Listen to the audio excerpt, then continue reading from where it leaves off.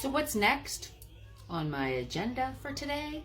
Applesauce. I'm gonna make some applesauce for my youngest grandson. Super picky eater, but he loves applesauce, so let's get some made. After we had breakfast this morning with the grandsons, we went out to the apple orchard and got some Rhonda-Crunchy apples.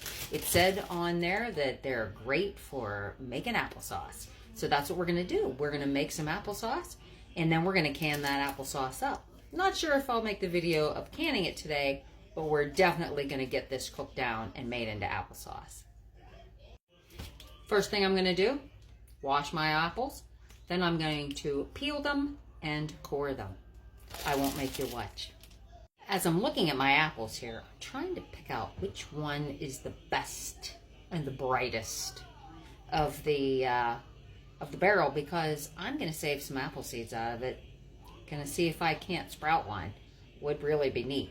I did taste this. It is delicious. It is crisp and it is sweet. So Rhonda-Crunchy. If you can find these apples, definitely buy some. They're delicious. If you don't have one of these, invest. It comes in very handy when making applesauce. Okay, I've got a pot of apples here. I went with a smaller pot than I was thinking because I didn't want to cut up all those apples for the applesauce, because I definitely want to eat some fresh. They're really, really good. So I've got a pot full of apples.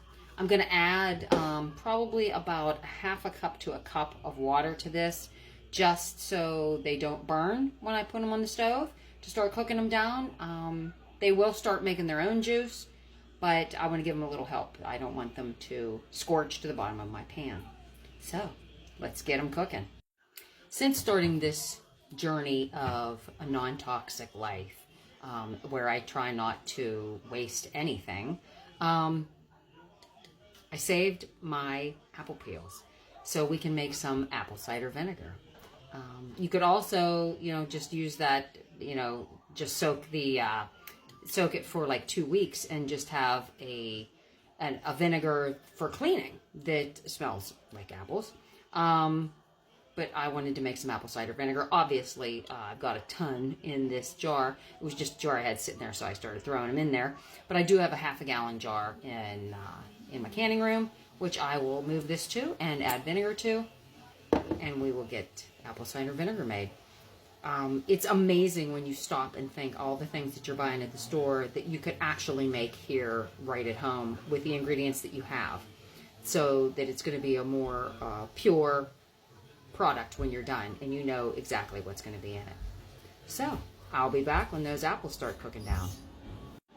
And another note, I don't put the cores in here, but I do save the cores because my daughter has chickens. So all my scraps I save for my daughter to give to the chickens so they can turn them into eggs. See that? And as you can see, they are boiling now and releasing their juices.